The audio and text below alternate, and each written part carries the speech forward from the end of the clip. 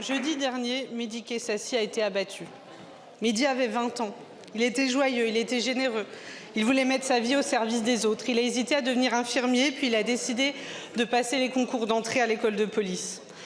Alors que les obsèques se tiennent en ce moment même, je tiens à rendre hommage à Mehdi et à dire tout mon soutien à sa famille, à son grand frère Amine, que nous connaissons bien, à ses parents, à ses frères, à ses sœurs, à ses nièces et à tous ceux qui pleurent la vie d'un jeune homme qui manquera tant à Marseille.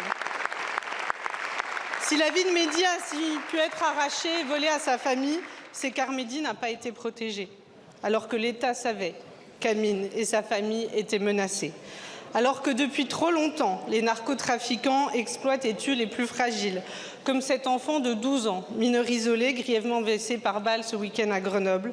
Aujourd'hui, ils tuent pour faire taire. Aucun crime d'intimidation ne doit plus jamais se reproduire. La protection de la famille Kessassi que vous avez annoncée est indispensable.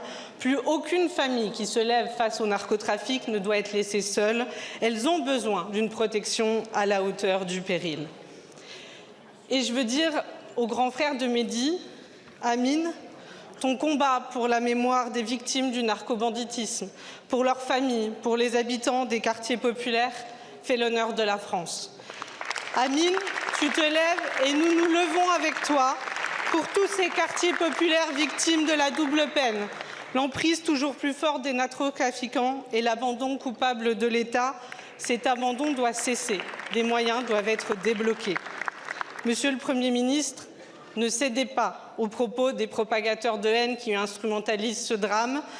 J'ai une seule demande, la même que celle faite par Amine le 2 septembre 2021 à Emmanuel Macron.